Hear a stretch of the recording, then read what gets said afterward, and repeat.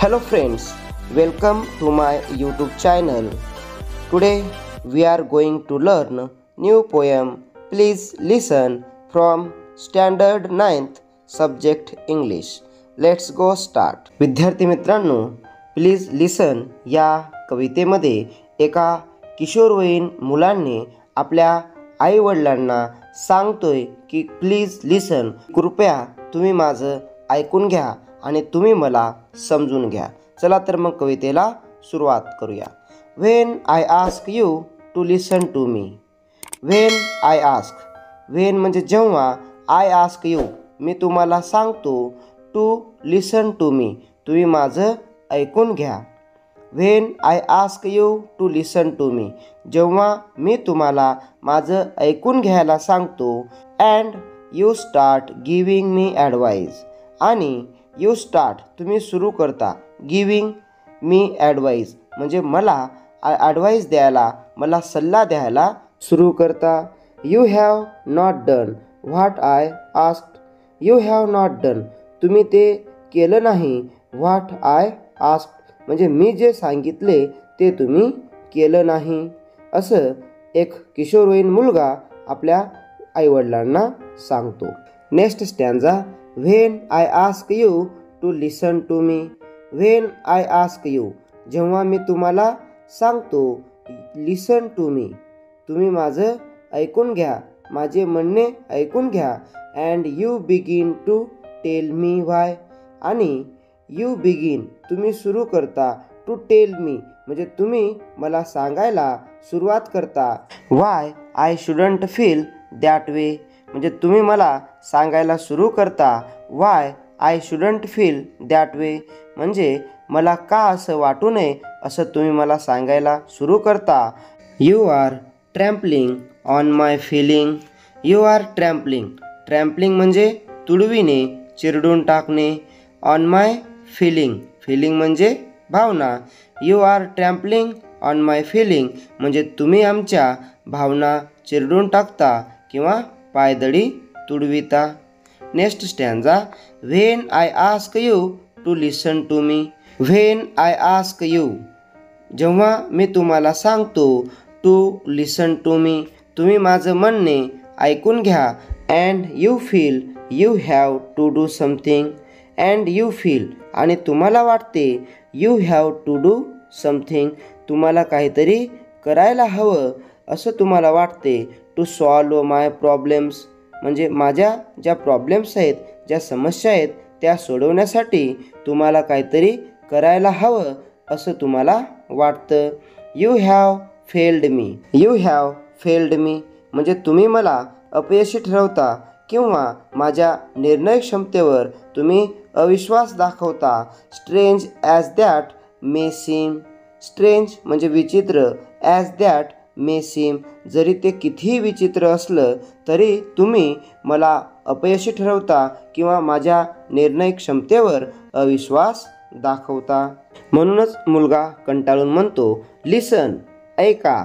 All I ask is that you listen म्हणजे माझी एकच विनंती आहे, माझं एकच सांगणं आहे की यू लिसन तुम्ही मला ऐकून घ्या. Don't talk or do. Don't talk म्हणजे काही बोलू नका, ऑर डू आणि काही करू नका. जस्ट हिअर मी फक्त माझं तुम्ही ऐकून घ्या. Advice is chip. ॲडवाईस म्हणजे सल्ला, सल्ला हा फार स्वस्त मिळतो. 20 सेंट विल गेट. सेंट हे एका चलनाचे नाव आहे. 20 सेंट विल गेट तो तुम्हाला 20 सेंटमध्ये सुद्धा तो तुम्हाला मिळेल.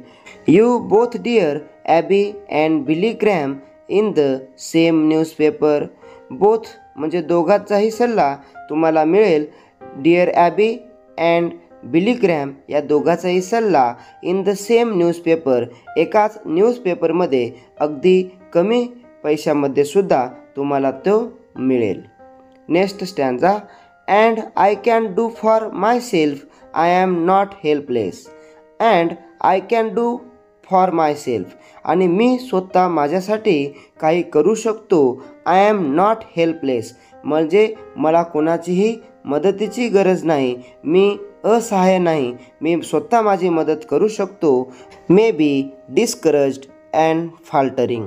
डिस्करेज्ड म्हणजे निराश, मे बी म्हणजे कदाचित मी निराश असेल, किंवा फाल्टरिंग म्हणजे थोडा थबकलेला असेल. बट नॉट हेल्पलेस म्हणजे मला कोणाच्याही मदतीची गरज नाही.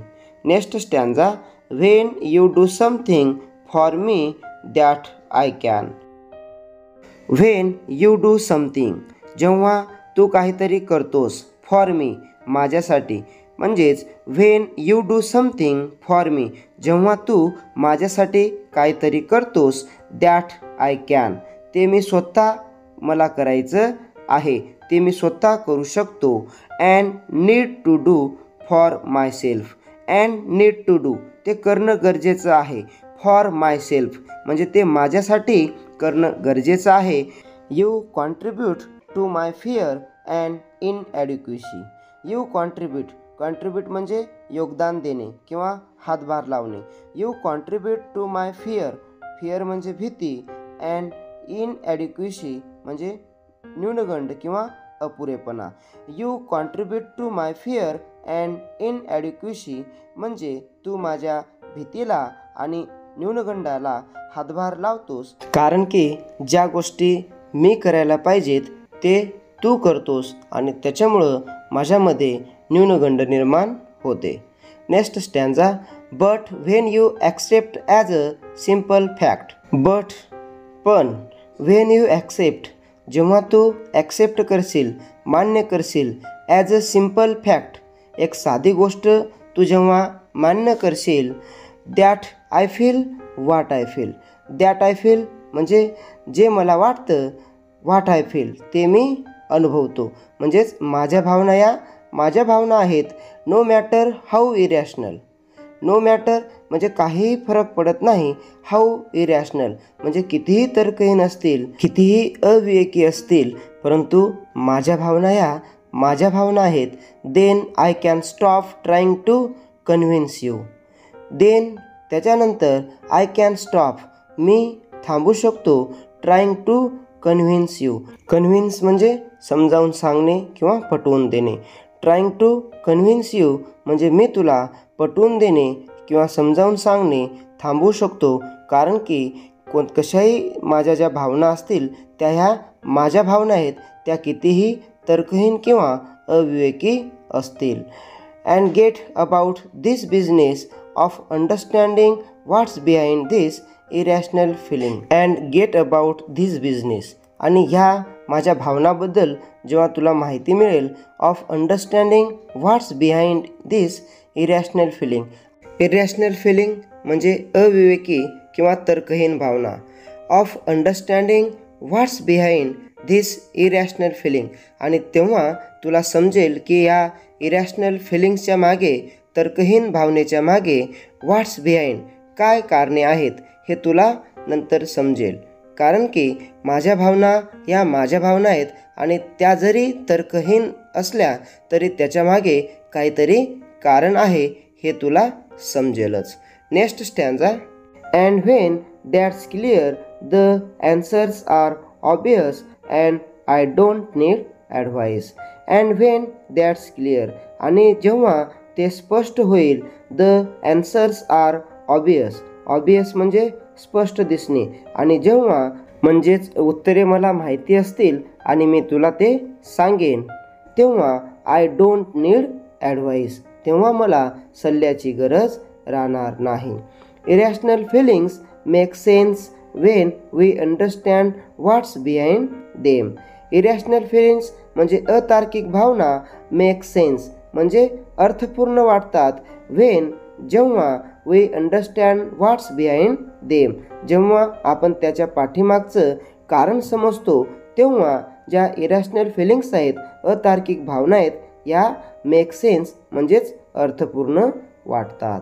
उदाहरणादाखल इरॅशनल फिलिंग म्हणजे मुलं अंधारात खूप घाबरतात, त्यांना अंधाराची भीती वाटते. ही अतार्किक गोष्ट जेव्हा त्यांना समजते, अंधार स्वतः काही करू शकत नाही, आपणच घाबरतो, तेव्हा त्यांना आपोआप सर्व प्रश्नांची उत्तरे मिळतात. Next. Perhaps that's why prayer works. Perhaps कदाचित दॅट्स वाय म्हणूनच प्रेयर वर्क्स म्हणजेच प्रार्थना फळाला येतात. समटाईम्स म्हणजे काही वेळा प्रार्थना फळाला येतात. फॉर सम पीपल म्हणजे काही लोकांसाठी प्रार्थना या काम करतात. बिकॉज गॉड इज म्यूट कारण की देव हा म्यूट असतो, शांत असतो. And he doesn't give advice आणि तो सल्ला देत नाही. कारण की देवाकडे जेव्हा आपण प्रार्थना करतो तेव्हा देव कोणताही सल्ला देत नाही आणि आपल्यालाच त्या गोष्टीवर विचार करावा लागतो. Or try to fix things आणि देव सल्लाही देत नाही. Or try to fix things म्हणजे कोणती गोष्ट सुधारण्याचा सुद्धा प्रयत्न करत नाही. आपल्यालाच आपली गोष्ट सुधारावी लागते. फक्त आपण देवाकडे प्रार्थना करू शकतो, परंतु देव हा काय असतो? म्यूट असतो, शांत असतो. Next, God just listens and lets you work it out for yourself. God just listen देव फक्त ऐकतो. अँड लेट्स यू वर्क आणि तो तुम्हाला काम करू देतो. It out for your self म्हणजे तो तुम्हाला स्वतःसाठी काम करू देतो किंवा मार्ग काढू देतो, परंतु तो फक्त तुमचं ऐकून घेतो म्हणजे तो सल्ला देत नाही. Next, so please listen and just hear me. So please listen कृपया माझं ऐक. अँड जस्ट हिअर मी आणि फक्त मला तू ऐकून घे. And if you want to talk wait a minute for your turn and I will listen to you. And if you want to talk आणि जर तुला बोलायचं असेल वेट अ मिनिट मिनिटभर वाट बघ किंवा थोडा वेळ थांब. फॉर युअर टर्न म्हणजे तुझी जेव्हा पाळी येईल किंवा तुझी जेव्हा वेळ येईल त्या वेळेपर्यंत तू थांब. माझं बोलणं पूर्ण होऊ दे. And I will listen to you आणि नंतर मी तुला ऐकून घेईल. अशा पद्धतीने आज आपण प्लीज लिसन ही कविता अभ्यासली आहे. या कवितेमध्ये जो किशोरवयीन मुलगा आहे त्याचं एवढंच म्हणणं आहे की तू प्लीज माझं ऐकून घे. कारण की सांगितलं जातं ऐकून घेतल्याच्या नंतर जे मनातलं जे ओझं आहे ते हलकं होतं. म्हणूनच या किशोरवयीन मुलाची एवढीच इच्छा आहे की तू मला सल्ला देऊ नको. माझं स्वतःचं काम मी स्वतः करू शकतो, तू फक्त ऐकून घे. अशा पद्धतीनं आज आपण ही कविता अभ्यासली आहे. जर कविता आवडली तर लाईक, शेअर आणि सबस्क्राईब करा. पुन्हा भेटूया नवीन पाठासोबत. तोपर्यंत जय हिंद, जय महाराष्ट्र.